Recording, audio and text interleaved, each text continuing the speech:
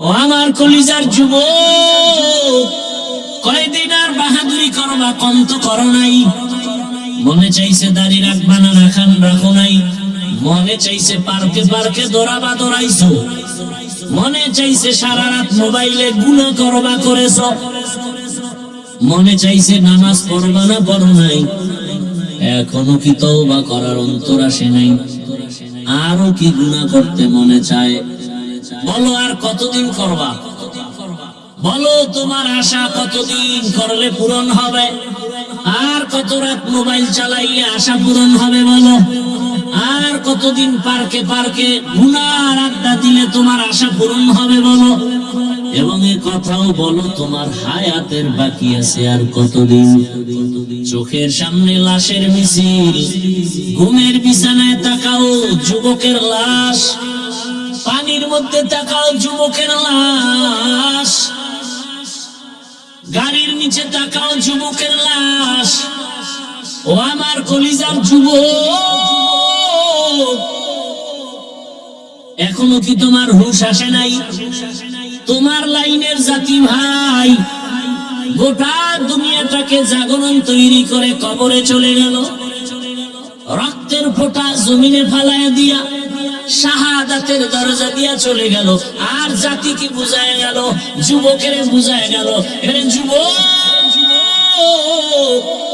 টাকা দিয়া পশু কিনা যায়, আমি হাদিকে কিনা যায় না। যুবক বাবারা, আমি বলবো নতুন করে ঘুরো। তুমি ডাক্তার হও, দোয়া করি দিল থেকে বলছি, ডাক্তার হও, বেয়াদব হও না। ইঞ্জিনিয়ার হও, বেয়াদব হও না। ওসি হও, ডিসি হও, এসপি হও, বেয়াদব হও না। তুমি এক যুবক, ফুটন্ত গোলাপ, তোমার ঘ্রাণে পুরা সুবাসিত হবে গোটা দেশ, গোটা সমাজ। তোমাকে দেখলে দুশ্মন ভয় পাবে, যারা উল্টা পাল্টা চরিত্রহীনরা দেখলেই তো ভয় পাবে। আরে এর সামনে বিড়ি টানা যাবে, আমাদের সামনে কেউ বিড়ি লয়ে আসে কেন? আমরা ফিডাম জানি এই লোকটা জনমের মতো বিড়ি টান। এরপরে তো আমরা সালাম দিই, বসাই, আসেন, জানি। কিন্তু ওই লোকটা তো আমার সামনে কখনো বিড়ি নিয়া হুজুর দেখি, হুজুর হুজুর হুজুর বিড়িটা ফালাই দিস। তো তোমার চরিত্রটা এমন হতে পারে না যে তোমার বন্ধু বান্ধবরা তোমার আদর্শ দেখে ভালো হয়ে যাবে? আমি তো একবারও বলি না আমার মাদ্রাসায় মাওলানা হোক, বলছি আমার দেশে মাওলানা, মুফতি, মুহাদ্দিসের অভাব নেই। অভাব কি? আদর্শ ডাক্তার, আদর্শবান ইঞ্জিনিয়ার, আদর্শবান প্রফেসর, আদর্শবান ওসি, ডিসি, এসপি, এটি চাই। এই বয়ানগুলো আমি সারা দেশে এভাবে করি। আমার এই লাইনের বয়ানটা আমি ইচ্ছা রকম খুব জোর দিয়ে করি।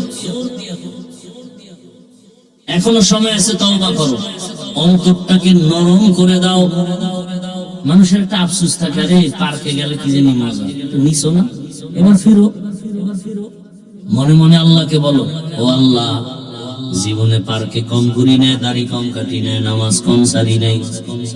ও আল্লাহ, আজকে বুঝতে পারি নাই, তওবা করে ফেলতেছি। আর দাড়ি কাটবো না, নামাজ ছাড়বো না, বেপরদায় চলবো না। মা বাবার দোয়া নিয়ে, ওলামায়ে কেরামের দোয়া পরামর্শ, শিক্ষকের দোয়া নিয়ে নবীর আদর্শ মেনে চলবো। আর জীবনে কারো উপকার করতে না পারলেও ক্ষতি করব না, কারো প্রশংসা করতে না পারলেও বদনাম করব না। ও আল্লাহ, নেক আমল করতে না পারলেও আর গুনাহ করব না। মা বাবা, মুরব্বী, ওলামায়ে কেরাম, শিক্ষকদের সাথে আর বেয়াদবি করব না। যদি বান্দা তওবা করো, সাথে সাথে আমার আল্লাহ দয়া করে তোমাকে মাফ করে দিবেন। তওবা করার যদি নিয়ত থাকে খাঁটি অন্তরে, আল্লাহ পাক জীবনের সব গুনাহ তওবার কারণে মাফ করে দিবেন। আপনাকে আল্লাহ চিনি কিনা এটা হিসাব নেন। আমি চিনে লাভ কি?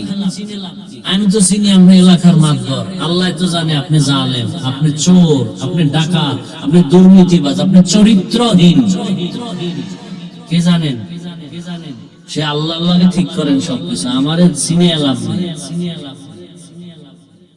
মানুষ জানে আমি হাফিজুর রহমান খুব ভালো, আল্লাহ তো জানেন আমি সারা রাত মোবাইলে হাত দিয়ে গুনাহ করি, চোখ দিয়ে তাকায় গুনাহ করি। তা আল্লাহ জানে। মানুষের কাছে ভালো হয়ে লাভ নেই, আল্লাহর কাছে ভালো হবে। দেখবেন মানুষ এমনি আপনাকে ভালো বলবে, কোনো পোস্টার লাগবে না। সহজ কথা, মানুষের কাছে ভালো হয়ে লাগবে। এই একা একা নামাজ পড়ে 10 রাকাত নামাজে মনে হয় মুরগিতেও পারতো না, এই পরিমাণ বাড়ি মারে কপাল দিয়ে মাটিতে। 10 রাকাত 3 মিনিটে শেষ। আর মানুষের সামনে নামাজে দাঁড়াইলে 4 রাকাতে 5 মিনিট 6 মিনিট। কি লাভ কি এই নামাজ পড়ে? এই কারণেই তো নামাজও পড়ে সুদও খায়, নামাজ পড়ে ঘুষ খায়, মিথ্যা কথা বলে, অন্যের হক নষ্ট করে। এই তো নামাজ তো এইরকম উল্টা পাল্টা চালাকি করে নামাজে। এই নামাজে তো জাহান্নাম থেকে বাঁচাবে না, বরং আরো জাহান্নামে নিবে। নামাজ পড়লে কই যাবে? জাহান্নামে যাবে।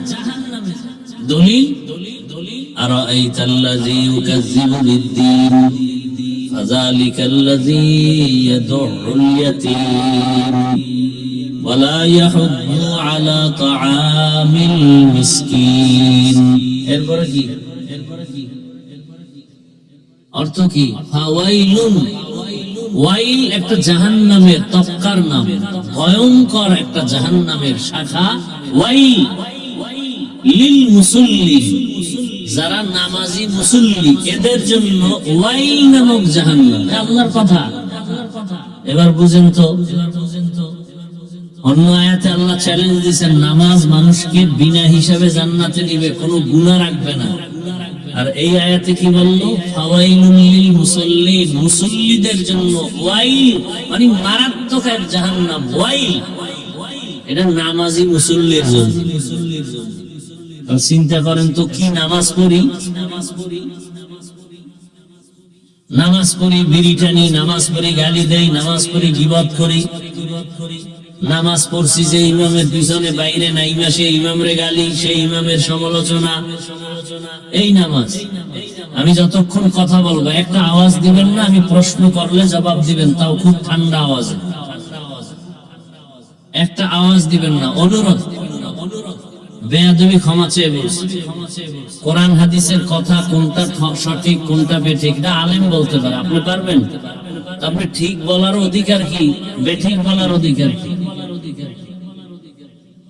এত আবেগ কেন?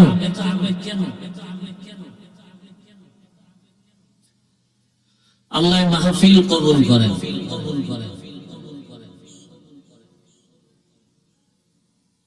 তো যাই হোক, সর্বাঙ্গে ঘা ঔষধ দেব কোথা? আমি নিজেও অপরাধী। এজন্য বয়ান বা ওয়াজ হওয়ার জন্য অনেক জায়গায় ওয়াজ করি, কখন কয়টা বাজে, টাইম কখন চলে যায় টেরও পাই না। আবার কত জায়গায় বয়ানে বসে খোঁজা লাগে কি বয়ান করবে। এসব কিছু এই শ্রোতাদের অন্তরের মহাব্বতার আকর্ষণের ব্যবধান, আর কিচ্ছু না। আল্লাহর রহমত তো আছেই। আপনি মোবাইল নিয়ে ব্যস্ত হলে তো আপনি এখানে বসছেন, আপনি আমার কি বয়ান শুনলেন? আপনি তো নিয়েই ব্যস্ত। আপনার কলবে তো বয়ান ঢুকবে না। আপনার কপালে তো খারাপ কেন? 24টা ঘন্টা মোবাইল মোবাইল মোবাইল, নামাজে যায়, মসজিদে যায় মোবাইল, বাথরুমে মোবাইল, ঘুমায় ঘুম নাই, সারা রাত মোবাইল মোবাইল, জেনা জেনা জেনা, চোখের জেনা, হাতের জেনা, পায়ের জেনা, অন্তরের জেনা। কি পরিমাণ মোবাইল, একটা সেকেন্ড বাদ নাই। মাওলায় ধইরে নিয়ে আসছে বেহেশতের বাগানে। এই জায়গাটাই কি গজবের জিনিসটা আলাদা রাখা যায় না? এহেন আইয়াও সেই গজব।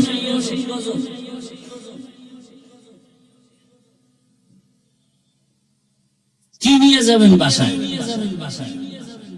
ওয়াজে আইলে বেলুন কিনে বাসায় নিবে, বেলুন, প্লাস্টিকের মাছ। বাসায় গেলে যদি জিগায় কি পাইছে, যে মোনাজাতে বেলুন কবুল হয়ে গেছে, এটারে কান্দে লয়ে যাইব বাসায়, বেলুন পাইছে। হাসেন আপনারা। এগুলো এখন ফ্যাশন হয়ে গেছে। আল্লাহর কাছে যদি কবুল হইতো, ফজরে মসজিদে জায়গা দেওয়া যেত। সব আজান শুনে ঘুমায়, নামাজে যায় না।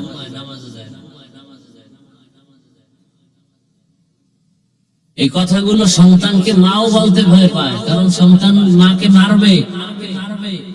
মায়েও বলে না, যদি আমারে মারে এবার চিন্তা করো যুবকরা, তুমি কত বড় বেয়াদব হয়েছো, যেই মা সন্তানের কপালে দিবে চুমা ভালোবাসায়, আজকে সেই সন্তানকে মা ভয় পায়। কি পরিমাণ বেয়াদব আর চরিত্রহীন হলে ওই সন্তানকে মা ভয় করে? কি পরিমাণ চরিত্রহীন বেয়াদব হলে ওই ছাত্রকে শিক্ষক ভয় করে?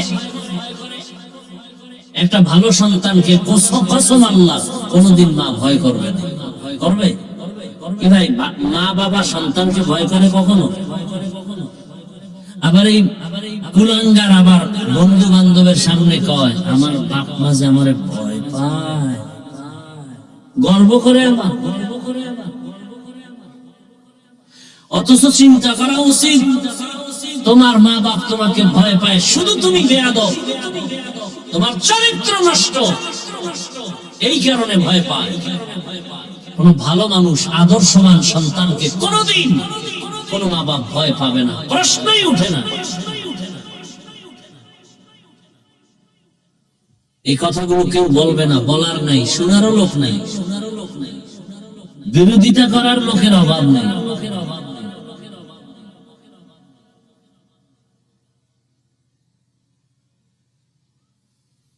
এত জ্বালা হইলে কেমনে বাঁচে মানুষ? ভিতরের জ্বালা, বাইরের জ্বালা, আল্লাহ বাঁচায় রাখছে, নাইলে বাঁচার উপায় নেই। হাফিজুর রহমান হ্যাঁ আইছে একজন একেবারে ওই 13 আর 2 দেওয়া দিতে যায়, সালাম দাও যেন না দেওয়া লাগে না, আমি কি জানি এক ভয়ঙ্কর কিছু, নিকৃষ্ট কোন পশু, বুঝাই যায় না। চিন্তা করতে পারেন, বুঝেন কিছু আমি যে বলতেছি, বুঝেন এটা একটা আলেমের শান। 50 হাত দূরতে ঘুরে যায় না আলেমের শান। আমি কি পশু? হ্যাঁ, আমি পশু? কি এগুলো? জাতি কি শিখবে আমাদের থেকে?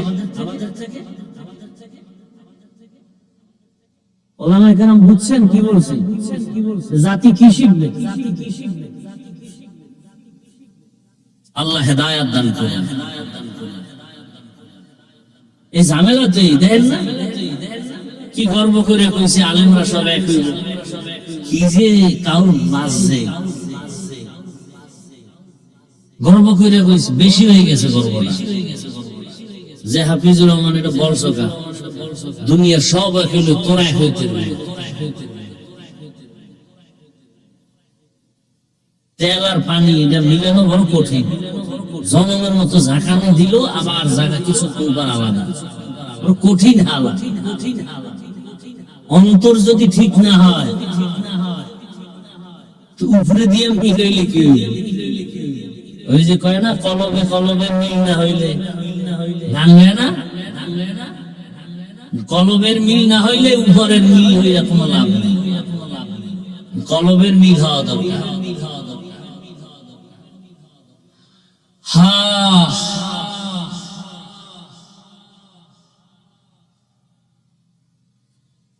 আল্লাহ আমাকে মাফ করেন, আল্লাহ আপনাদেরকেও মাফ করেন, রাগ করিয়েন না।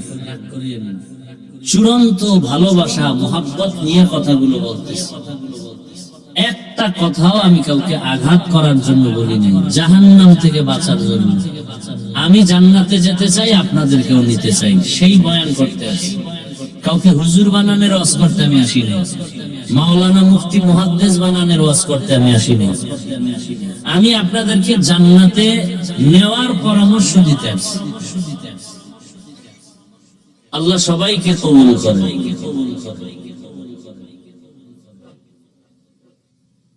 তো এই দুনিয়াটা পরীক্ষার হল, পরীক্ষা মানেই একটা মুসিবত।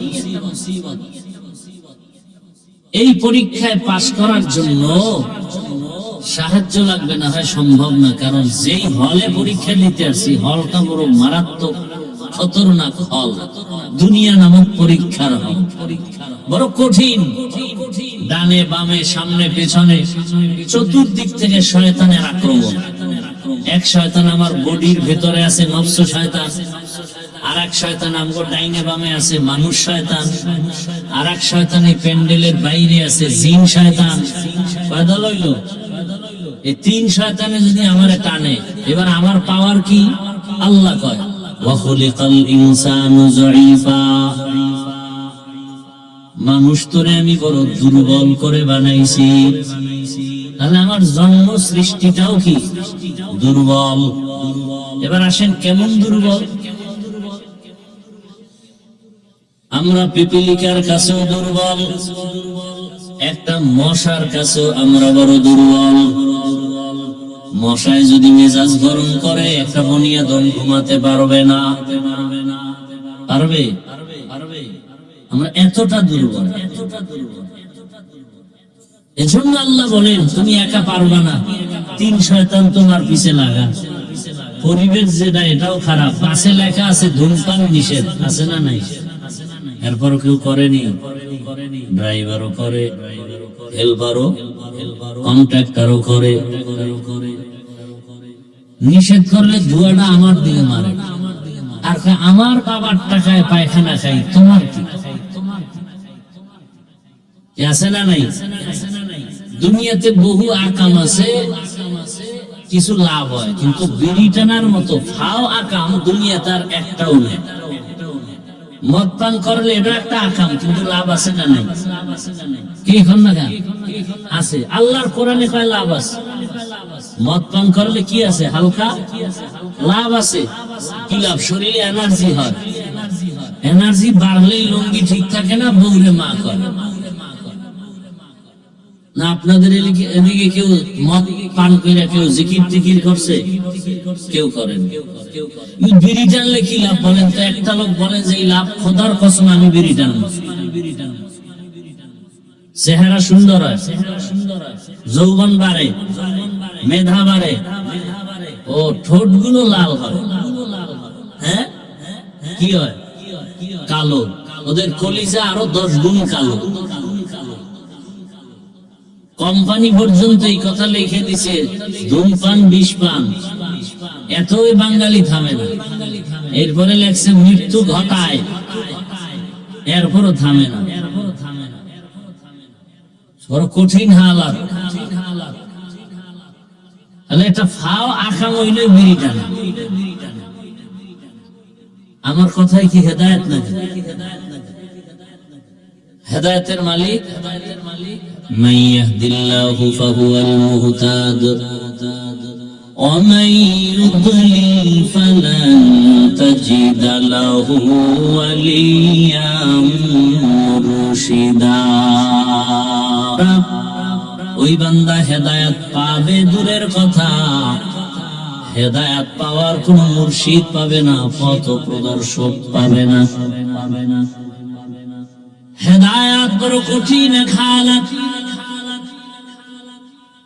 আল্লাহর কুদরতে হেদায়েতের চাবি দুনিয়ার কারো হাতে আল্লাহ চাবি দেন নাই। এ কারণে যেই রহমতের নবীর চেহারা তাকায় দেখলেই জাহান্নামের আগুন হারাম, ওই রহমতের নবীর পাশে একটানা 13 বছর বয়ান শুনলো, খানা খাইলো আবু জাহাল, তারপর কপাল খুলে নেই, কালেমা পড়ে নাই। আর অন্যদিকে 27 বছরের একটা যুবক তরবারি নিয়ে দৌড়ায় নবীকে জবাই করার জন্য। নাম কি? কয় বছর? 27 বছরের যুবক তরবারি নিয়ে দৌড়ায় আমার রাসূলকে জবাই করবে। এক নজর দেখা মাত্র তরবারি পালাইয়া বলেন, ইয়া রাসূলুল্লাহ আমাকে মাফ করে দেন, কালেমা পড়ায় আমাকে মুসলমান বানায় দেন। এর নাম হেদায়াত, এর নাম কপাল। আবু জাহাল 13 বছর নবীর বয়ান শুনলো, কাছে থাকলো, কালেমা কপালে আসে নাই, বরং হাতের মুষ্টির মধ্যে পাথর নিয়ে বলে, আব্দুল্লাহ সন্তান মুহাম্মদ বলো আমার হাতের মুষ্টির মধ্যে কি আছে? রহমতের নবী বলেন, আমি বলতে পারলে কি লাভ হবে? বলে, আমি তোমার উপরে ঈমান আনবো, আল্লাহ মানবো, কালেমা পড়বো। রহমতের নবী বলেন, আমি বলতে পারি না আপনার হাতে কি আছে। কেন পারো না? কারণ আমি গাইবের মালিক না, গাইবের মালিক একমাত্র আল্লাহ। ইয়ালামু মান ফিস সামাওয়াতি ওয়াল আরদিল গায়বা ইল্লাল্লাহ। হে রাসূল, আপনিই বলে দেন, আসমানের বাসিন্দারা কেউ গায়ব জানে না, জমিনের বাসিন্দারা কেউ গায়ব জানে না, একমাত্র গায়বের মালিক আল্লাহ। যেই কুদরতের ক্ষমতার দ্বারা গায়েব জানে, এই ক্ষমতায় দুনিয়াতে আর কেউ গায়েব জানে না। যদি কেউ মনে করে আল্লাহর মতোই কোন পীর বা অন্য কেউ গায়েব জানে, সাথে সাথে তার ঈমান চলে যাবে। কারণ আমার আল্লাহ এক, আল্লাহর গুণের বেলায় তিনি এক, ক্ষমতার বেলায় তিনি এক। কি কোন অংশীদার সহযোগী নাই। লাম ইয়ালিদ লাম ইউলাদ লা ইয়াকাস, লাম ইয়ালিদ লাম ইউলাদ লা ইয়াকাস, ওয়ালিদ মাওলুদেরা খালিকাস। আল্লাহর মতো আর আল্লাহ নাই, তার ক্ষমতার মতো কারো ক্ষমতা নাই, তার গুণের মতো কারো গুণ নাই। এরপরে নবী বলেন, আচ্ছা আমি তো বলতে পারি না কি আছে, তবে নবী বললেন, হাতের মুষ্টিতে কি আছে তোরা নিজের একটা আওয়াজ দে। সাথে সাথে পাথরগুলো কালেমার আওয়াজ দিল। আবু জাহাল পাথরগুলো জমিনের মধ্যে ফেলে বলে, তুমি এত বড় জাদুকর আমি জানি না। এর নাম কপাল। কপালে কি নাই? হেদায়েত নাই। আর নবীকে জবাই করতে এসে কালেমাওয়ালা হয়ে গেল। 5 মিনিটের ব্যবধানে তরবারিটা উল্টা দিকে দাঁড়ায় গেল। বাইতুল্লাহর পার্শ্বে হাতিমে হুঙ্কার দিয়া কয়, এই রাসূলের দুশমনেরা, ইসলামের দুশমনেরা, মুহাম্মদের আর প্রয়োজন হবে না বিরোধিতার জন্য, মোকাবেলার জন্য আমার তরবারির সামনে দাঁড়াও। এমন পাওয়ার আল্লাহ বাড়ায় দিয়েছে। এখন ওমর যেই পথ দিয়ে চলে, শয়তান ওই পথে চলে না। ভয় যুবক ছেলে একটা মদের বোতল নিয়ে হাঁটে, হঠাৎ করে তাকায় দেখে ওমর, ভয় কাঁপতেছে। ওমরের কথার আগে তরবারি রেডি, মাথাটা গরম। অন্তর দিয়ে আমার মালিকের ডাক দিয়ে বলে, হে মালিক, আর জীবনে মদ পান করবো না, তুমি ওমরের হাত থেকে বাঁচাও। নজরে পড়ে গেছে, বোতল ফেলতেও পারে না। হযরত ওমর সামনে এসে কয়, কি তোর হাতে আমার কাছে দে। যুবকটা কাঁপতেছে, কাঁপার দরকার নেই, আমার হাতে দাও। মদ ভরা বোতলটা যখন ওমরের হাতে দেয়, যেই বোতলে মদ ছিল, এখন তাকায় দেখে এক ফোঁটা মদ নাই। পুরা বোতলটার ভেতরে সাদা দুধে ভরা। हर के दारत खौफ हकदार दिल मदाम जन्नतुल मअवा देहद रामकाम जुज़बा हक छी जे मखाज इंसुजा फजले उआ मस्ते दर जुमला जहां। এখনো সে ওমরের নাম শুনলে এখনো শরীর কেঁপে উঠে। কেমন বেড়া, যেই ওমরের উপরে আল্লাহ খুশি। কতটা খুশি! ওমর যা কয় আমি আল্লাহ ওমরের কথা মেনে নিলাম। নবী চিন্তায় আছে, আল্লাহ কি কয়? আল্লাহ কয়, জিবরাইল নবীরে বলো ওমর যা কয় আমি আল্লাহ মানছি, নবীও যেন মেনে নেন। সেই ওমরকে বর্তমান বাংলাদেশে এমন কিছু আল্লাহর দুশমন আছে যে সেই ওমরকে মানতে পারে না, বলে সে বেদাতি। ওমর মানে পথভ্রষ্ট। চিন্তা করেন ভাইরা আমার, ধর্ম নিয়ে এত ভেজাল আমার দেশে বলার ভাষা নাই। এত মানুষের টুপি দেয় না, এ নিয়ে কোনো ফিকির নেই। আর একজন টুপিওয়ালা সে 5 কুমিলে দিল কেন, এই জন্য মাথা ব্যথা আছে না নাই? এত মানুষ নামাজ পড়ে না, এ নিয়ে কোনো মাথা ব্যথা নাই। কিছু হজরতের সমস্যা কি, বুকে হাত বাঁধে না কেন, এ নিয়ে জ্বালা। বুকের হাত লইয়া নাবির হাত লইয়া চিল্লে চিল্লে, অথচ যারা নামাজই পড়ে না এদের পেছনে মেহনত নেই, ফিকির নেই। আল্লাহ হেদায়েত দান করে। এই সব সমস্যার একমাত্র সমাধান আল্লাহ ওয়ালা যারা, তাদের কাছে বাইআত হইয়া সোহবত নিয়ে চললে দিন সোজা হবে, না হয় সোজা হবে। যে ব্যক্তি বলে কোন ওলিয়া উলিয়া মানি না, যে কোনদিন তার কাছে হাত দিবে বায়াত হবে, এর উপায় কি? এর কপালে মোহর লেগে গেছে। আমি তো সারা বাংলাদেশে বলি, যারা বলেন ওলিয়া উলিয়া মানি না, আমি বলি এরা কোরআন মানে না, বুখারী শরীফ মানে না, এরা ভণ্ড। এদের যারা ভণ্ড বলে না তারাও ভণ্ড। আউলিয়ারা কারে উকবা ইখতিয়ার, জাহেলারা কারে দুনিয়া ইখতিয়ার। মাইলে মোমেন সোয়ে মোমেন নিশাওয়াদ, মাইলে কাফের সোয়ে কাফের নিশাওয়াদ।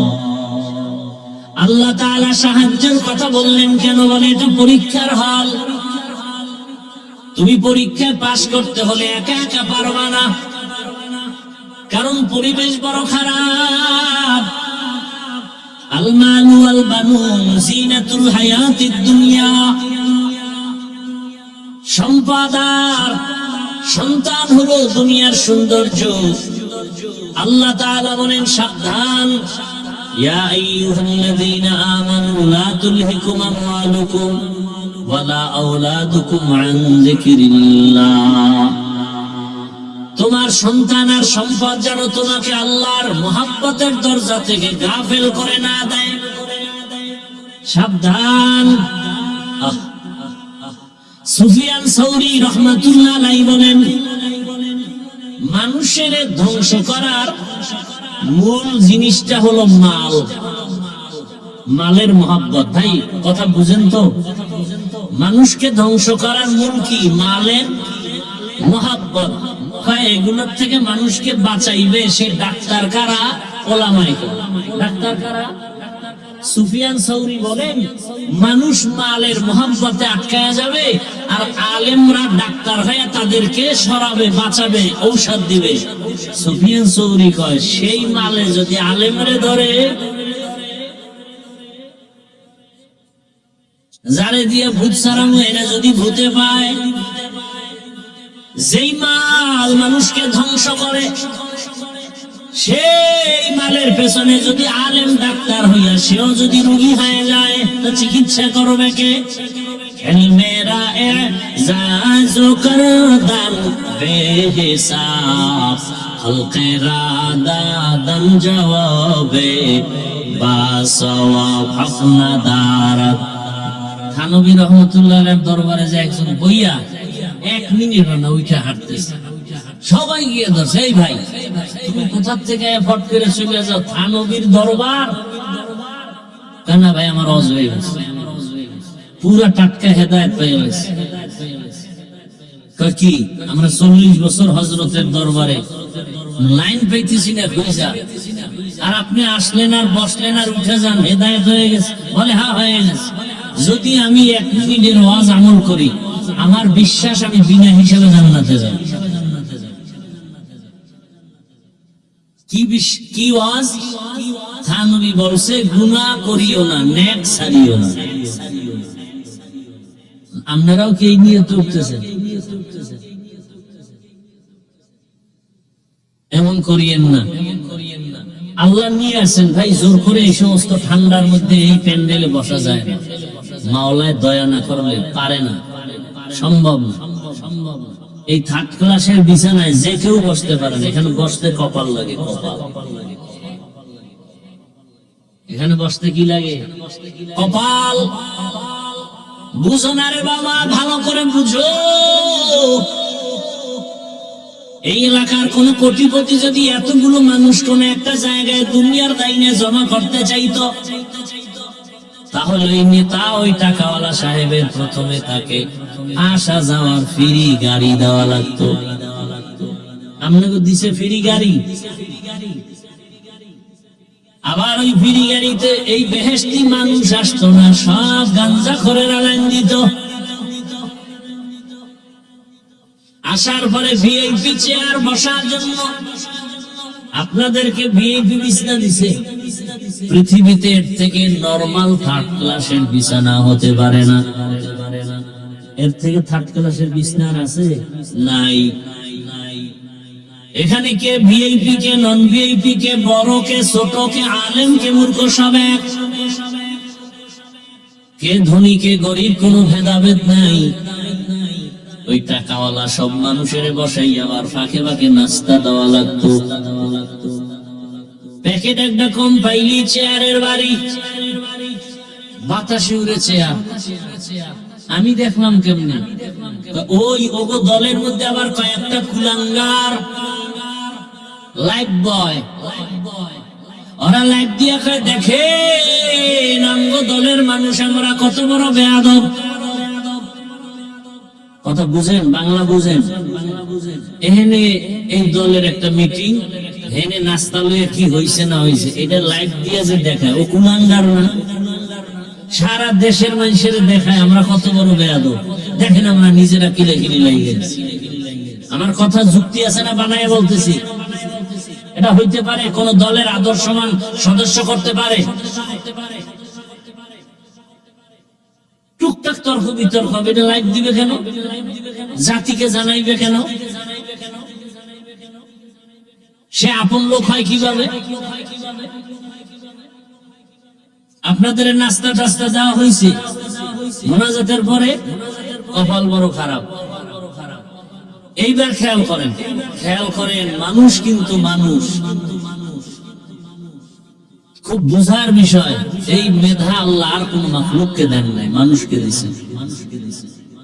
এরপরে এতগুলো মানুষকে ওই সাহেবের নিয়ন্ত্রণের জন্য কত পুলিশের দরকার, কত আর্মি, কত র্যাব। সর্বশেষ ভয় থাকলে কুত্তা নিয়ে হাজির। কারণ মানুষের উপরে বিশ্বাস নাই, বেঈমানি করে ফেলে। কিন্তু একটা কুকুর জীবন দিবে, কোনোদিন বেঈমানি করবে না। এবার আপনারা বলেন তো, এই যে এতগুলো মানুষ আপনারা বসে আছেন এই ঠান্ডার ভিতরে, নিয়ন্ত্রণের জন্য কত প্লাটুন পুলিশ আছে? হ্যাঁ, একটু আকল দেখেন, খাটান তো। এতগুলো মানুষ, যে যেখানে দাঁড়ানো, যে যেখানে বসা, চুপচাপ, কে কোথায় বসছে কোনো খেয়াল নাই। পেটে ক্ষুধা আছে, ওদিকে চিন্তাও নাই। এমনকি টেলিফোন করলো এখন আর কেউ কল ধরবে না, কেটে দেবে। কথা ঠিক না? আবার দিছে, আবার কাটবে। এইভাবে 4-5 বার দিলে তো মাথা গরম হয়ে যাবে। মাথাটা নত করে একবার রিসিভ করে আসতে বলবে, না এতবার খাইতে দি, তুমি আবার কল দাও। ধমক একটা দিয়া ছেড়ে দিবে। আর যদি টেলিফোন কর্নেওয়ালা ঘরের ম্যাডাম হয়, রাত্রি খবর আছে। আচ্ছা একটু চিন্তা করেন তো, একটা পুলিশ নেই, র্যাব নেই, এই এতগুলো মানুষ চুপচাপ, কোনো আওয়াজ নেই। এটা কেমনে সম্ভব? বুঝলে এক কথায় হেদায়েত। ইসলাম মানলে এটা সম্ভব। কি মানলে? ইসলাম ছাড়া আর কেউ পারবে না, আল্লাহর কসম। এটা ইসলাম পারে, আর কেউ পারে না। এজন্যই তো আমি চ্যালেঞ্জ দিয়ে বলেছি, আল্লাহর কসম করে, ইসলাম যতদিনে জমিনে কায়েম হবে না, ততদিন পর্যন্ত জমিন ঠান্ডা হবে না, জাতীয় শান্তি পাবে না। আল্লাহর কসম। শান্তির ঠিকানার নাম ইসলাম। মানেন না সেটা ভিন্ন কথা। কত লোক নামাজ পড়ে না, আছে না এখানে? তার মানে কি নামাজের প্রতি আগ্রহ আছে না? এজন্য তো ঝগড়া নাই। হ্যাঁ, তার সাথে তর্ক, তার সাথে যুদ্ধ। যদি বলে নামাজ পছন্দ করি না, এ কথা বললেই সে বেঈমান। একজনে দাড়ি রাখে না, কোনো ঝগড়া নাই, তার ঈমান আছে। যদি বলে দাড়ি পছন্দ করি না আর সার নাই, সে বেঈমান হয়ে গেছে। কথা বুঝেননি আমার? পর্দা করেন না আপনি মুমিন, অন্তরে আগ্রহ। আর যদি বলেন পর্দা পছন্দ করি না, আপনার সাথে কোনো আপোষ নেই, আপনি বেঈমান হয়ে গেছেন। পর্দা না করার পর্দা পছন্দ না করা এক না। তো ইসলাম এমন শান্তির জমিনের জন্য আল্লাহ দিয়েছে। এই ইসলামের অনুকূলে যারা থাকবে, এরা দেখেন না আওয়ামী লীগ করে, আওয়ামী লীগ। বাংলাদেশের লোক সব বুঝে গেছে না, আছে আছে মানে বাদশার হালাতে খায়, ঘুমায়, কোনো টেনশন নাই। বিষয় কি? ওই মাদ্রাসায় টাকা দেয়, মসজিদে টাকা দেয়, আলেম ওলামার সাথে কলিজার মোহাব্বত, কারো উপরে কোনো জুলুম করে না, গালি দেয় না, 5 ওয়াক্ত নামাজ পড়ে। এরকম বিএমপির মধ্যে বহু আল্লাহর বান্দা আছে না নাই?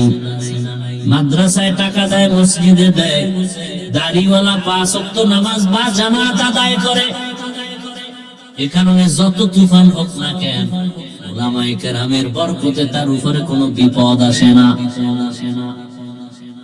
শান্তির ঠিকানাই তো এটা। রাসূল তো চ্যালেঞ্জ দিয়ে গেছেন, 2 জিনিস আঁকড়ে ধরো, জীবনে সম্মান যাবে না, ঈমান যাবে না, অশান্তি আসবে না। 1, আল্লাহর কোরআন আঁকড়ে ধরো, 2, নবীর আদর্শ সুন্নাত। এই 2 জিনিস আঁকড়ে যারা ধরবে, তাদের জিন্দেগি শান্তির জীবন। আল্লাহর সাহায্য চাও, দুনিয়াটা কিছুই না রে বাবা। ও আমার কলিজার যুবক, কয়দিন আর বাহাদুরি করবা, কম তো করো নাই। মনে চাইছে দাড়ি রাখবা না, রাখো নাই। মনে চাইছে পার্কে পার্কে দৌড়াবা, দৌড়াইছো। মনে চাইছে সারা রাত মোবাইলে গুনাহ করবা, করেছো। মনে চাইছে নামাজ পড়বা না, পড়ো নাই।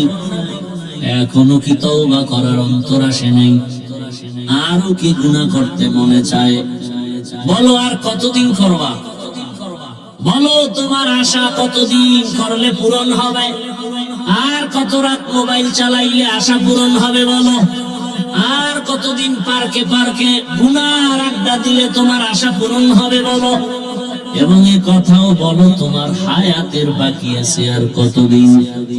চোখের সামনে লাশের মিছিল, ঘুমের বিছানায় তাকাও, যুবকের লাশ। পানির মধ্যে তাকাও, যুবকের লাশ। গাড়ির নিচে তাকাও, যুবকের লাশ। ও আমার কলিজার যুবক, এখনো কি তোমার হুঁশ আসে নাই? তোমার লাইনের জাতি ভাই গোটা দুনিয়াটাকে জাগরণ তৈরি করে কবরে চলে গেল। রক্তের ফোঁটা জমিনে ফালায়া দিয়া শাহাদাতের দরজা দিয়া চলে গেল। আর জাতিকে বুঝায় গেল, যুবকের বুঝায় গেল, এরে যুবক, টাকা দিয়া পশু কিনা যায়, আমি হাদিকে কিনা যায় না।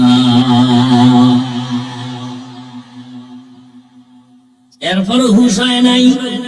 তুমি মোবাইলে আকাম দেখবা সারা রাত, এজন্য তুমি এমবি ভরার জন্য মায়ের টাকা চুরি করো, বাবার টাকা চুরি করো, ঠিক নেই?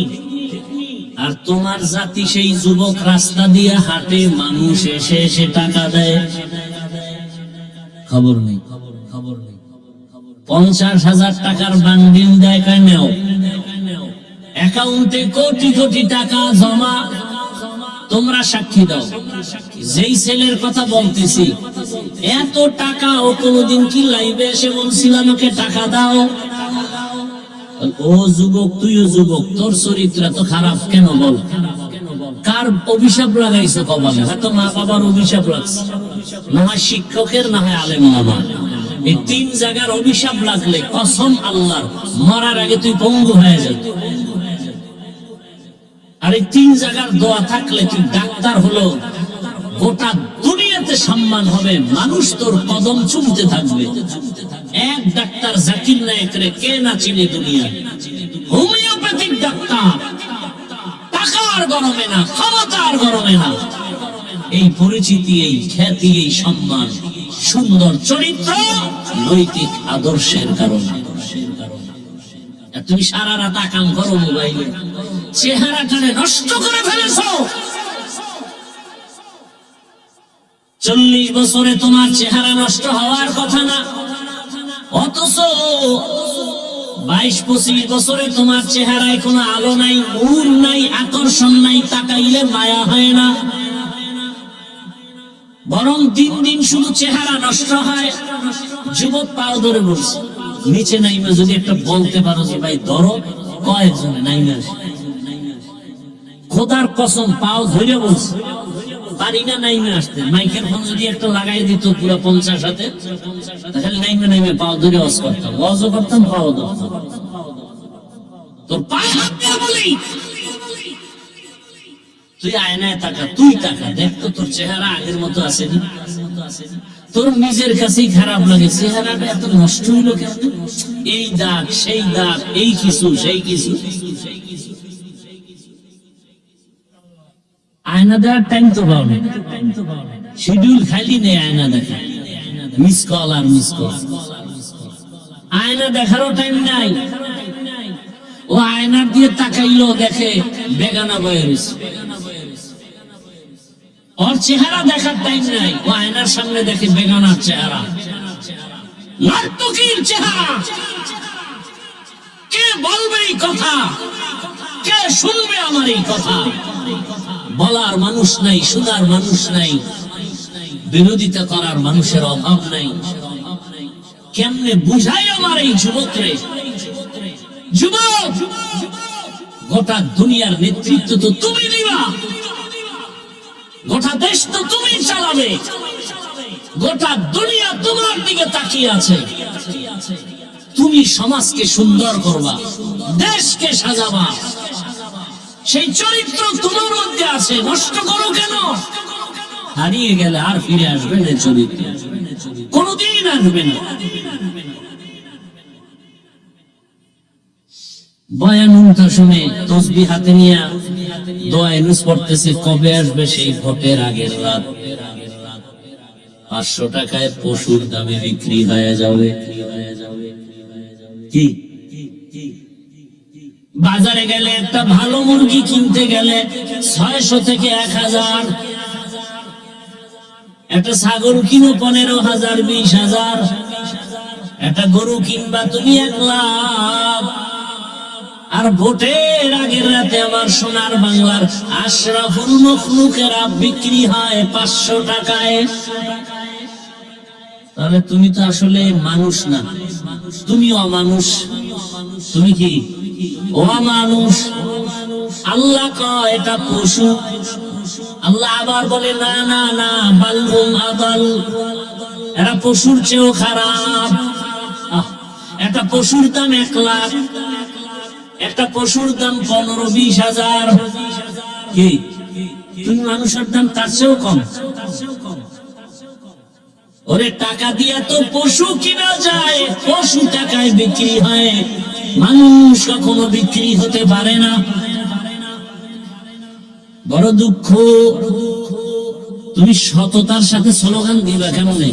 যার বিরুদ্ধে তুমি কথা বলবা, 1 টাকা না খাইয়া ফেলাইছো ঘুমের মধ্যে, এই হারাম টাকা খেয়ে ফেলছো, তোমাকে কে শোধরাবে? বাবাই মান্নত করে আছে হারাম খাবে, যৌতুকের টাকা খায় বিয়ে সন্তানকে বিবাহ করাবে। এরম বাবা নাই দেশে, বাপ নামের অযোগ্য। এরে আমার যুবক, আবার বইলেও কিন্তু মন আবার স্থির হয়, কারণ তোমার লাইনে বহু যুবক আছে স্কুলে পড়ে নামাজি নাই। ঢাকা কলেজে কত ছেলেরা লেখাপড়া করে, মাথায় পাগড়ি, বড় দাড়ি, বড় জামা, মনে হয় যেন মসজিদের কোনো খতিব, অথচ আরবিও ভালো করে পড়তে পারে না। ও যুবক, তোমার কিসের অভাব? আমি তো বলি নতুন করে যা করছো তো করছো, এবার তওবা করে একটা দাঁড়ায় যাও, নতুন ভাবে দাঁড়াইয়া মাত্র 5-7 বছর মোবাইলটা পানিতে ফেলে দাও, চরিত্র নিয়ে নতুন করে দাঁড়াও, দেখবা তোমার জীবনটা সুন্দর হয়ে যাবে। আল্লাহ তাআলা রাস্তা খুলে দিবেন। গোটা দুনিয়ার পিছনে তুমি ঘোরো না, আজকে টাকার জন্য কত পেরেশানি করো। যদি চরিত্র নিয়ে দাঁড়ায় ডাক্তার হও, ইঞ্জিনিয়ার হও, প্রফেসর হও, মেম্বার, চেয়ারম্যান, এমপি হও, আল্লাহর কসম, যদি চরিত্র ভালো থাকে, আদর্শ ভালো থাকে, গোটা দুনিয়ার মানুষ তোমাকে চিনে ফেলবে অল্প সময়। তোমাদের জাতি ভাই উদাহরণ না? কথা বলো না কেন? উদাহরণ। গোটা দুনিয়ার মানুষ তাকায়ছিল এই ছেলেটাকে। বাংলাদেশের মানচিত্রে দেশ যতদিন আছে তার ইতিহাস ততদিন থাকবে। কথা ঠিক? তোমার অভাব কি বলো বাবা? তোমার দিয়ে তাকায় আছে গোটা দুনিয়া, গোটা দেশ, গোটা সমাজ। তোমাকে নিয়ে মা বাবা গর্ব করবে, আমার ছেলে বড় সুন্দর। যেখানে যাবে সবাই বলবে আপনার অমুক ছেলে, বলে হ্যাঁ ধন্য আপনি। আপনার সন্তানের মতো একটা ভদ্র ছেলে আর নাই। স্কুলে এত ছেলে পড়ে, কিন্তু আপনার ছেলেটা আমাকে দেখলেই সালাম দেয়। বাবার মন খুশি না বেজার? এই যে বয়ানগুলো করতেছি, কি বুঝতেছে যুবকরা? এই বয়ান দিয়ে আমি কি বুঝাইতেছি? তোমরা আমার মতো হুজুর হও। ভুল বুঝবা না, আমি হুজুর বানাইতে আসিনি।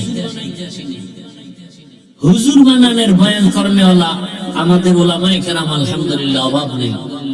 দ্বিতীয়ত, আমার দেশে আলেম ওলামা, পীর মাশায়েখ, হুজুরের অভাবও নাই। আমার দেশে আদর্শবান ডাক্তারের অভাব, আদর্শবান ইঞ্জিনিয়ারের অভাব, আদর্শবান প্রফেসরের অভাব। আমার দেশে আদর্শবান ওসি, ডিসি, এসপির অভাব। আজ আমার দেশের প্রত্যেক থানা জেলার ওসি, ডিসি, এসপি আদর্শবান নামাজি যদি হতো, আমাদের এত চিৎকার দেওয়া লাগতো না। সমাজে বয়ান চলতো, আমল চলতো, সুদখোরের পেছনে অনুমতির জন্য দৌড়ানো লাগতো না। চিন্তা করেন, মানুষের পাও ধরে ধরে বয়ান করি, পাও ধরে ধরে। হিন্দুর বিরুদ্ধে বলি না, খ্রিস্টানের বিরুদ্ধে বলি না, আর সেই ওয়াজ করতে যদি অনুমতি লাগে। এই দেশে বাঁচা না বাঁচা কি আছে? এই মুসলমানের দেশ। আপনাদের দোষ 99 গুণ বেশি, 99% দোষ আপনাদের। এখানে ওয়াজ চলতেছে, আপনারা হাজির হইছেন, কোরআন হাদিসের বয়ান চলতেছে, কোরআন অনুযায়ী বয়ান চলতেছে। কোন বেয়াদব যদি এসে বলে যে এটা হবে না, সাথে সাথে ধইরা হাতে পায়ে রশি লাগায় বাইন্দা, যদি এখানে রং শাখা মোনাজাত হওয়ার পরে এখান থেকে বেরোবি। বেদবি করলি কেন কোরআনের বাগানের সাথে? এ শাস্তি। এক বেয়াদবকে শাস্তি দিলে গোটা দেশ সোজা হয়ে যেত। আমার আল্লাহর কোরআনটা একটু দুর্বল। এটাই পরিবার নীতি আছে, সমাজ নীতি আছে, অর্থনীতি আছে, শুধু রাজনীতি নাই। হ্যাঁ, এই কোরআনে সুলাইমান নবীর রাজনীতির কথা আছে। পুরা দুনিয়া চালাইছেন সুলাইমান নবী, ঘটনা আছে। ইউসুফ নবী মিশরের অর্থমন্ত্রী ছিলেন, ঘটনা কোরআনে আছে।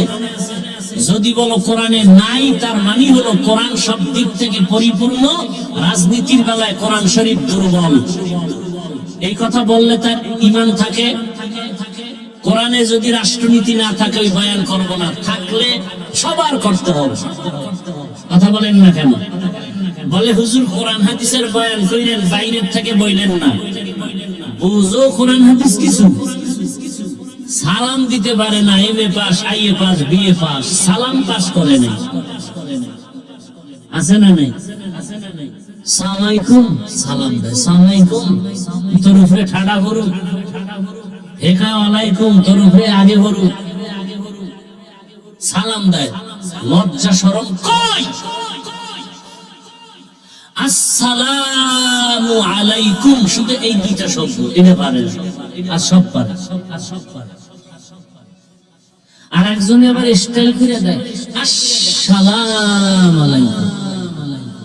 হুজুর একজন পাইয়া স্টাইল করছে, হুজুরে যে সালাক বুঝে না, জিগায় হুজুর কেমন আছে, হুজুর কয় শুকুর আলহামদুলিল্লাহ।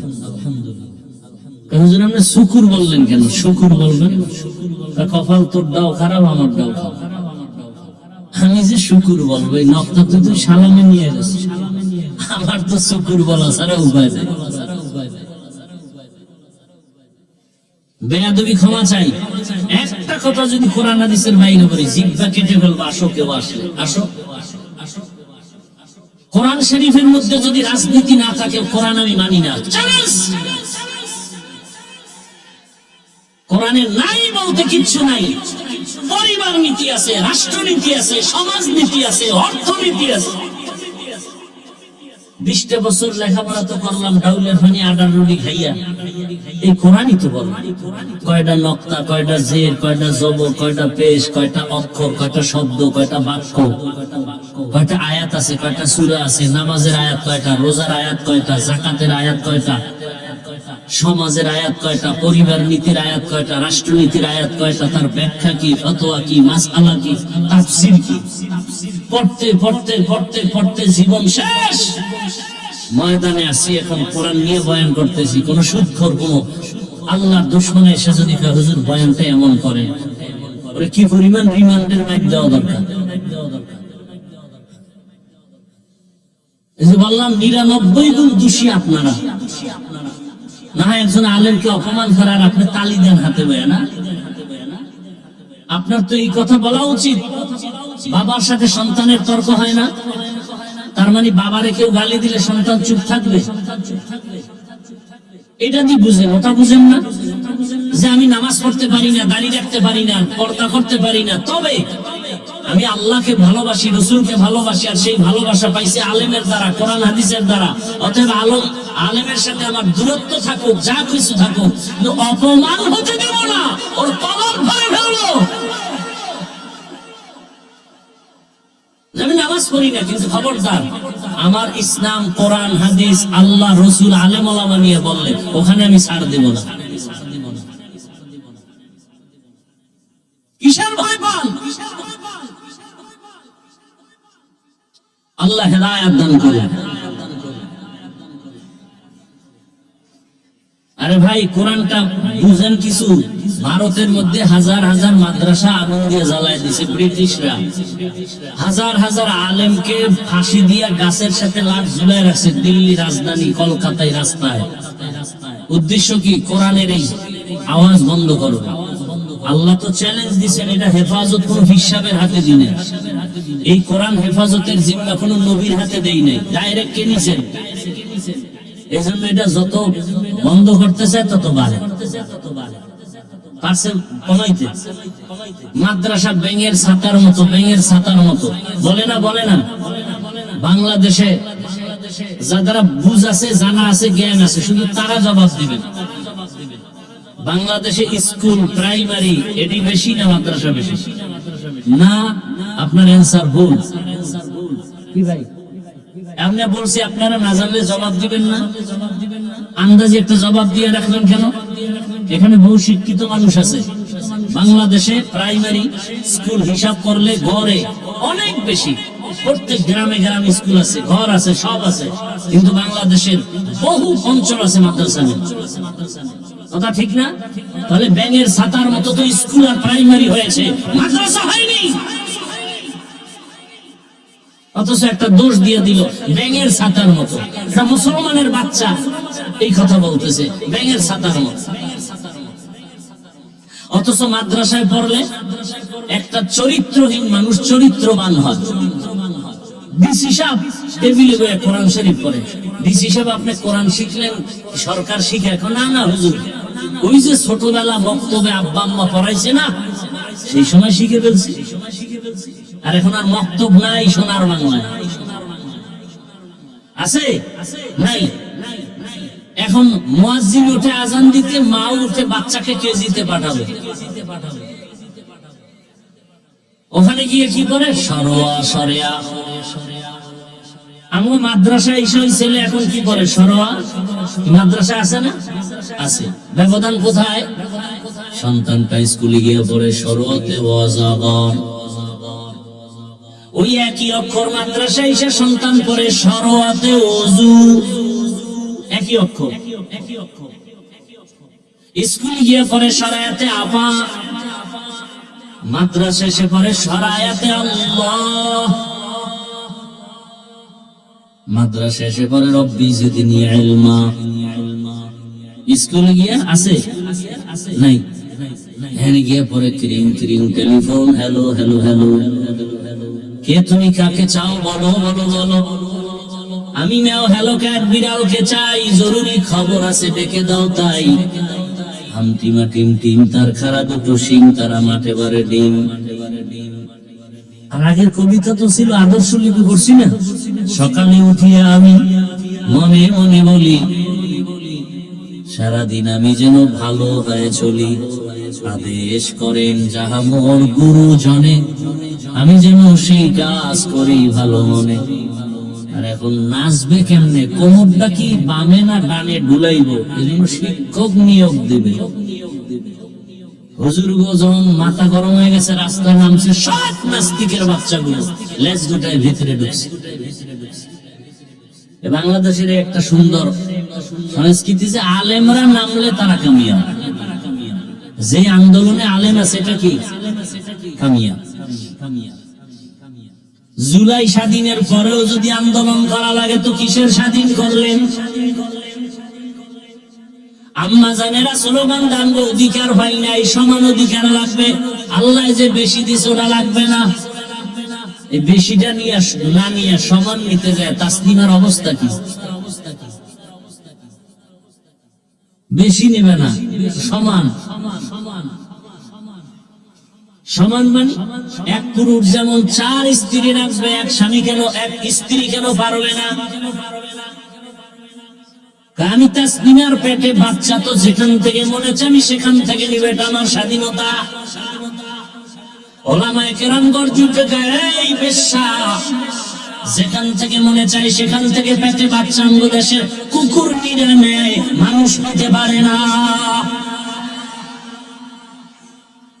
অথচ কত বড় এমবিবিএস ডাক্তার, যেমন তেমন ডাক্তার না, এবং গবেষক, কোরআনের আয়াতের ব্যাখ্যা করে, হাদিস পড়ে, নাইলে আল্লাহর ভুল ধরছে কেন? ব্যাখ্যা পড়ে পড়ে কয় এই আয়াতটা আইন যা করছে নারীর উপরে, এই আইনটা আল্লাহ একচ্ছত্র নারীর উপরে জুলুম করছে। আল্লাহ জালেম। আমার দুঃখ লাগে, বারবার বারবার বারবার এই দেশের মানুষ দেখে আলেমদের সাথে বেয়াদবি করলেই পতন, বেয়াদবি করলেই পতন, বেয়াদবি করলেই বিপদ। এরপরও কেন যে আলেমদের সাথে বেয়াদবি করে এটা বুঝেই আসে না। যদি আলেমরা কোনো ক্ষতি করত, এই যে আমরা বয়ান করতেছি, এই যে এতক্ষণ বয়ান করছি, একবারও কি বলছি যারা আওয়ামী লীগ করে ওরা সব বিনা হিসাবে জাহান্নামী? কথা বলেন না কেন? যারা বিএনপি করে এরা 100 বছরের জন্য জাহান্নামী? কথা বলেন। ওটা আপনি করবেন কি না করবেন সেটা ভিন্ন কথা, ওটার জবাব আপনারটা আপনি আল্লাহর কাছে দিবেন। কথা ঠিক না? আমাদের উপরে হামলা কেন? আউযুবিল্লাহ নাই, বিসমিল্লাহ নাই, ফট করে মসজিদ দখল করে আছে না নাই? মুসলমানের চূড়ান্ত জীবনের একটা উপাসনালয় আল্লাহর ঘর মসজিদ, যেখানে মানুষ বিড়ি দিয়ে ঢুকতে ভয় পায়, ওযু ছাড়া ঢুকতে ভয় পায়, এটা সুৎখোর। সেই মসজিদের দায়িত্ব নেই কিভাবে? সুৎখোর তো মায়ের সাথে জিনা করার গুনাহ লিপ্ত, অল টাইম মায়ের সাথে জিনা, গর্ভধারিণী মায়ের সাথে অল টাইম জিনা জিনা জিনা জিনা। সুৎখোর, যার জীবনে একটা মোনাজাত কবুল হবে না তওবা না করা পর্যন্ত। সুদের সাথে যারা জড়িত এদের হজ কবুল হবে না, দান সদকা কবুল হবে না, একটা মোনাজাত কবুল হবে না। বরং অল টাইম আমার আল্লাহ রেডি থাকতে বলছে, যে রেডি থাক, আমি আল্লাহ নিজে তোর সাথে যুদ্ধ করব। তো কত বড় মারাত্মক চিন্তা করেন। সূরা বাকারা আয়াত এই যে কথাগুলো বলতেছি কাউকে আঘাত করার জন্য, দূরে সরাবার জন্য। আচ্ছা, আগামী জুমায় এই বয়ান, আমার মতে এই বয়ানগুলো আপনাদের মসজিদ এলাকায় করুক না তো কোন ইমাম খতিব? কি হবে উপায়? কমিটি গোপনে বলবে 1 মাসের ছুটি। কি দোষ আপনাদের না? আপনারা তো প্রতিবাদ করতে পারবেন না। পায়খানা খাইছেন,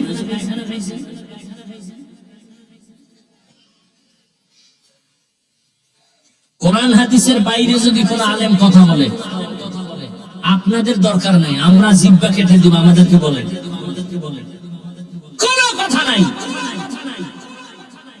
কোন আলেম যদি কোরআন হাদিসের বাইরে কিছু বলে সেই দিন আর নাই যে চুপে চাপে কিছু করবে। আমাদেরকে বলেন, আমরা সোজা করবো, আমরা ইনশাআল্লাহ। আপনি কি বুঝেন কোরআন হাদিসের বাইরে আর ভিতরে? কোরআন হাদিসের ভেতরে যদি বয়ান করি, সুদখোরের বিরুদ্ধে বলতে হবে না, ঘুষখোরের বিরুদ্ধে বলতে হবে না, জালেমের বিরুদ্ধে বলতে হবে না, বেনামাজির বিরুদ্ধে বলতে হবে না। কি আপনাদের আকল কি বলে? কোরআন কি সুদখোরের পক্ষে, ঘুষখোরের পক্ষে, বেনামাজির পক্ষে, দুর্নীতিবাজের পক্ষে, চোর ডাকাতের পক্ষে, ধর্ষক আর খুনির পক্ষে? কি বুঝাইতে চান আমাদেরকে যে কোরআন হাদিসের বয়ান করেন? কি বুঝাতে চান? আর আলেম ওলামারা বলেন কোরআন হাদিসের, কোরআন হাতে নিয়ে বয়ান করেন, কোরআন হাতে নিয়ে বয়ান করবেন। সূরা বাকারা বয়ান শুরু করেন, বলবেন এই যে আয়াতের তরজমা। সবার মুসল্লিদের হাতে বাংলাটা দিয়ে আপনি খালি তরজমা করবেন। সুদের যতটি আয়াত আছে একসাথে না বয়ান শুরু করেন, দেখা দেখা। এরপরে কেউ বিরোধিতা করলে এরপরে আসি আমরা আছি। জীবনতে একবার আসে, একবার যাবে, টেনশন কিসের? সুদের বয়ান করবেন, ঘুষখোরের বিরুদ্ধে বয়ান করবেন। কোরআনে আছে না? বেনামাজির বিরুদ্ধে কি কি ভয়াবহ বয়ান আছে, এটি করবেন।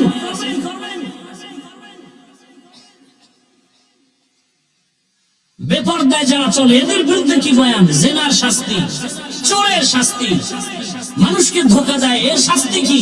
ব্যবসায় গিয়ে মালে ভেজাল করে এদের শাস্তি কি? কোরআনের আয়াত লয়ে লয়ে বয়ান করে। কি ভাই? এইবার দেখি কে বলে যে হুজুর কোরআনের ভিতরে দিয়ে। হ্যাঁ, এবার ভিতরে দিয়েই করতেছি, টাটকা ভিতরে দিয়ে আয়াত লইয়া লইয়া বয়ান। সূরা বাকারা 275 নম্বর আয়াতের ওখান থেকে 3-4 পৃষ্ঠা ওমানে বয়ান, মুনাফিকদের বিরুদ্ধে বয়ান, জালেমের বিরুদ্ধে বয়ান, লাগাতার বয়ান করেন। কে এই বয়ান শেষ করবেন? আপনার 14 পুরুষের হায়াত হইলেও তো কোরআনের বয়ান শেষ করা যাবে না। সবাই কোরআন হাতে নিয়ে বয়ান করবেন, মসজিদে মসজিদে ওলামায়ে কেরাম, একেবারে ধারাবাহিক, মুখস্থ বয়ানের দরকার নেই। আল্লাহ, খুব রাগ করতেছেন আপনারা। আপনারা রাগ করলে তো দোষ নেই, আমরা করলে না দোষ।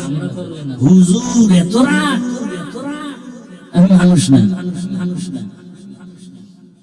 আল্লাহ হেদায়েত দান করে। যুবক বাবারা, আমি বলবো নতুন করে ঘুরো। তুমি ডাক্তার হও, দোয়া করি, দিল থেকে বলছি, ডাক্তার হও, বেয়াদব হও না। ইঞ্জিনিয়ার হও, বেয়াদব হও না।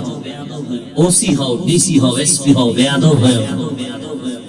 তুমি এক যুবক, ফুটন্ত গোলাপ, তোমার গ্রামে পুরা সুবাসিত হবে গোটা দেশ, গোটা সমাজ। তোমাকে দেখলে দুশ্মন ভয় পাবে, যারা উল্টা পাল্টা চরিত্রহীনদের দেখলেই তো ভয় পাবে। আরে এর সামনে বিড়ি টানা যাবে কি? আমার সামনে কেউ বিড়ি লয়ে আসে কেন? আমরা ভিডিও জানি এই লোকটা জনমের মতো বিড়ি টানে, এরপরে তো আমরা সালাম দিই, বসাই, আসেন, জানি। কিন্তু ওই লোকটা তো আমার সামনে কখনো বিড়ি নিয়া হুজুর দেখে হুজুর হুজুর হুজুর বিড়িটা ফেলাই দিস। তো তোমার চরিত্রটা এমন হতে পারে না যে তোমার বন্ধু বান্ধবরা তোমার আদর্শ দেখে ভালো হয়ে যাবে? আমি তো একবারও বলি না আমি মাদ্রাসায় মাওলানা হব, বলছি আমার দেশে মাওলানা, মুফতি, মুহাদ্দিসের অভাব নেই। অভাব কি? আদর্শ ডাক্তার, আদর্শবান ইঞ্জিনিয়ার, আদর্শবান প্রফেসর, আদর্শবান ওসি, ডিসি, এসপি, এটি চাই। এই বয়ানগুলো আমি সারা দেশে এভাবে করি। আমার এই লাইনের বয়ানটা আমি ইচ্ছা রকম খুব জোর দিয়ে করি। এখনো সময় আছে, তওবা করো। অন্তরটাকে নরম করে দাও।